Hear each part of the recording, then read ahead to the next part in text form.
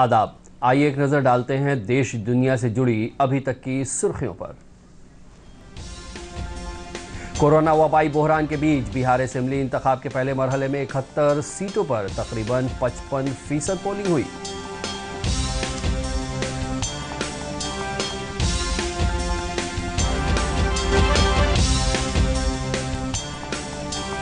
पहले मरहले की पोलिंग के दौरान 2400 बूथों से लाइव वेब कास्टिंग की गई। 119 मॉडल पोलिंग बूथ बनाए गए थे।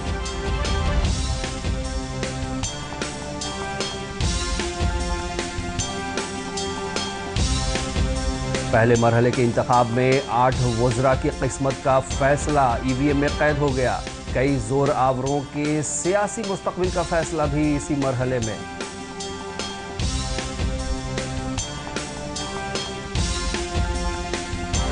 Chief electoral officer H Srinivasan ने कोरोना इन्फेक्शन के बीच रियासत में पुरअमन पोलिंग करने के लिए राय दहिंदगान को मुबारकबाद दी।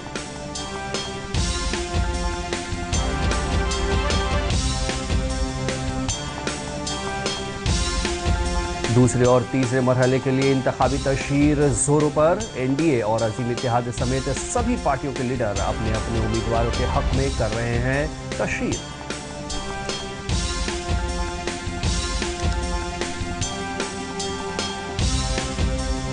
जेडीयू सदर और वज़ीर आला नीतीश कुमार ने जलसे आम से खिताब करते हुए कहा कि एक बार फिर मौका मिला तो बिहार को तरक्की याफ्ता रियासत बनाएंगे।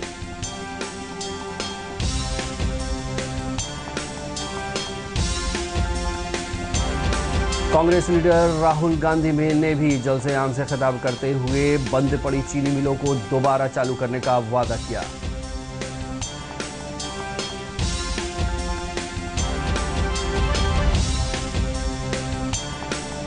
आरजेडी लीडर तेजस्वी प्रसाद यादव ने कहा कि रियासत के नौजवान बेरोजगारी से परेशान हैं और दूसरी रियासतों में मुंतकिली के लिए मजबूर हैं।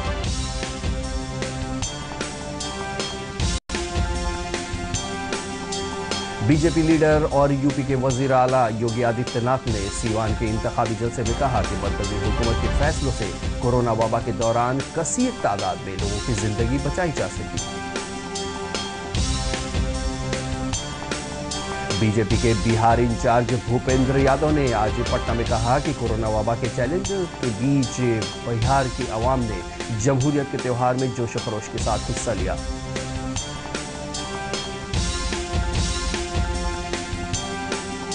आरएलएसपी सदर उपेंद्र कुशवाहा ने कहा कि एनडीए और अजीम इत्तेहाद से आवाम ऊब चुके हैं और तब्दीली चाहते हैं।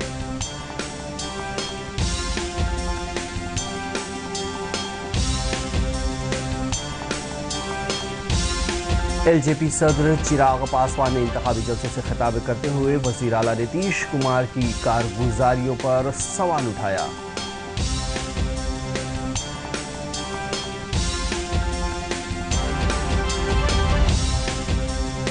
मुंगेर में गुज़िश्ता दिनों मूर्ति विसर्जन के दौरान हुई तसादुम के बाद बने माहौल के पेश नज़र इंतखाबी कमीशन ने डीएम और एसपी को हटाकर पूरे मामले की जांच की हिदायत दी। मगरबी चंपारण में स्वीप के ज़ेरे एहतमाम चलाए जा रहे वोटर बेदारी प्रोग्राम के तहत रसोई गैस सिलेंडर और गाड़ियों पर स्टिकर लगाकर लोगों को बेदार किया जा रहा है।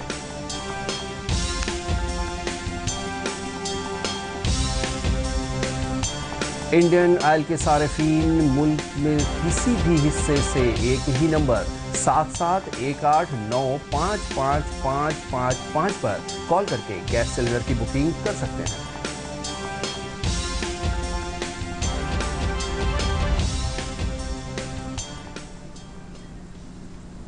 ये थी अभी तक की सुर्खियां। हमारी अगली मुलाकात होगी 5 बजे हिंदी समाचार के साथ। आदाब।